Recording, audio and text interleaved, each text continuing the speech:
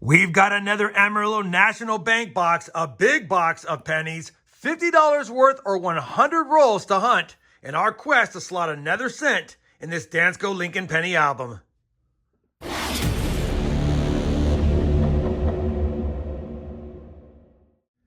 Hey everyone, it's RobFindsTreasure. Welcome back to my channel. We have another penny hunt and album fill episode today. It's going to be episode number 125. And because there's 2 boxes worth of pennies in this big box, it's boxes 232 and 233 of the entire playlist.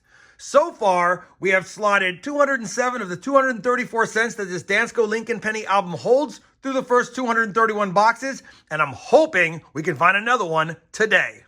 Now, I'm going to go ahead and forego a long intro like I always say I'm going to do, but I'm going to do that. So I'll give you a look at the book at the end when I compare all of the finds to the album to see if we have upgrades or additions. But for now, we're going to get right to the hunt, and I'll kick it off by saying after I pop the top of this box, I did notice we have another wheat cent ender, but it's towards the back of the box. Now, we had a wheat cent ender in the last box like this. We only found 12 wheat cents in total, but 2 are from the 20s. To any extent, we're going to get right into this hunt, and I'll bring you guys in when I have my first find, and let's keep our fingers crossed we get some more oldies and maybe more wheat cents in box number 2, but we'll have to see how this goes. I'll be back when I have my first find from this box, and I'll bring you back in. 1 hour later. Well, you can probably tell by where we're at in the box, but we're already on roll number 34, and we have finally found our first wheat cent. Now, we know we have another one later in the box, but this one's going to be a 1956D, and yet again, one of these $50 penny boxes have started off pretty slow.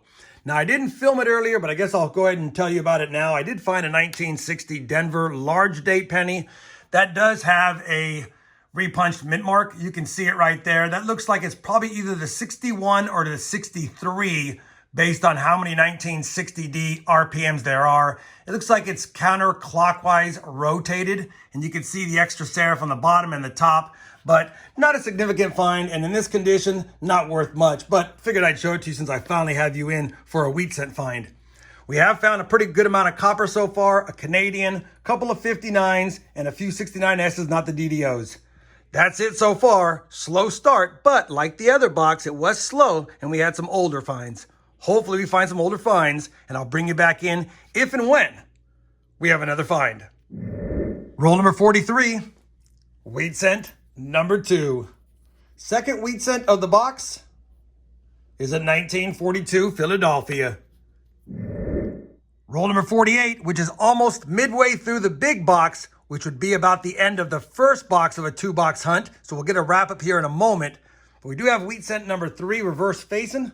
And the third wheat cent of the first half is a 1953 Denver. We have now hunted the first 50 rolls of this 100 roll box, which means we've hunted 1 full box worth of pennies. And even though it was light on wheat cents with only 3, we'll definitely keep our eyes peeled because it's starting to feel like the box is starting to shift. I'm starting to see some more older cents and more copper cents in it. Copper cents did pretty good, as a matter of fact, 2 pounds, 13 ounces. So more than I usually get, and definitely more than I usually get in a 1-box hunt in my area, and more than it got last time through any half of one of the big boxes. We got 2 Canadian cents, 3 59s, and 2 69S's, and then, of course, that RPM 1960 Denver. That's it for the first 50 rolls. Let's get back to the hunt and see if we can find some goodies, and more importantly, maybe some oldies. Roll number 52, first wheat cent of the second half of the box is going to be a 1949 Philadelphia, and that makes 4 in total. Roll number 57, wheat cent number 5. It's actually a blackened reverse facing. Let's see if it's old. It's not that old, but it is a 1945 Philadelphia. We'll add it to the board and see how long it takes to find number 6. Roll 65. We have made it to wheat cent number 6. And that's going to be a 1944 San Francisco. Not a better date, but still one we'll take for the board. Roll number 68. Wheat cent number 7. And I think that's a 1953 San Francisco. And it is. A little bit of damage at the mint mark, but definitely a 53S. Roll number 76. We now have 8 wheat cents. Reverse facing, and that's a 1952 Denver. Roll number 78 will make it to 9 wheat cents, and I'm glad we found this one because we have an ender, which will make at least 10 for the box, and that's a 51 Denver for the board. Roll number 82, officially wheat cent number 10, is a 1945 Philadelphia. Roll number 84 will give us another wheat cent from 1945, and it's also a Philadelphia. Roll number 86, box is starting to heat up. We have 12 wheat cents now, and this is a toned 1953 Denver with some damage. Still cool toning though. We'll take it, add it to the board, and look for more.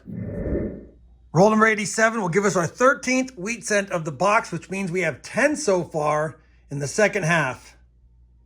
And that's just another 1953 Denver though. Well, we're on roll number 95 of the box, and this is the roll that had the wheat cent ender, and it will make 14 for the hunt, and more importantly, 11 in the second half of the box. Let's go ahead and peel it out of here, see if it has any friends, and see what year it is. That wheat cent ender, 14 for the hunt. Last year, 1958 Denver. Same roll, and it did have a friend with it. I didn't recognize it at first, thought it was just a damaged coin, and when I flipped it around, I saw that it had a 1956. So we'll take a peek at it, see if there's a mint mark. There's not. 1956 damaged wheat cent, and that'll make now 15 for the hunt. Roll 100 will at least give us one parting gift. Another wheat cent for 16. It's damaged. And it's a 44 Denver, I believe. And it is. So, of course, you know, I'm just taking a quick peek for that D over S over mint mark, which I don't see. 1944 Denver. If I find another wheat cent before the end of this roll, I'll be back. Otherwise, I'll be back with a wrap-up. Well, we finished that second box from the Amarillo National Bank, the second big box. And even though it was better than the first box as far as number of finds, because we have 15 wheat cents compared to the 12 from the first box, we got nothing older than, 1942, and the other box had a couple in the 20s. So kind of a disappointment for as far as older wheat cents are concerned, but 15 overall is still a good box to hunt, even a good 2 boxes. The best find is going to be the RPM 1960D, only because it's a variety.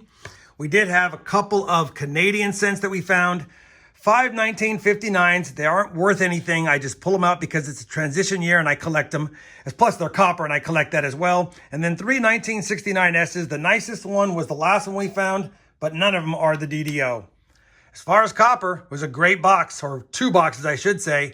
5 pounds, 9 ounces. And anytime I can get over 5 pounds in a 2-box hunt or a 100 roll hunt, it's definitely a good amount of copper. We'll add that to my copper stack. I'm 99% sure, based on the condition of these and the years and mints we found, we have nothing for the album. But let me go ahead and just do my due diligence and check them against the album, and I'll bring you back with a final look at the book and some final thoughts on this hunt.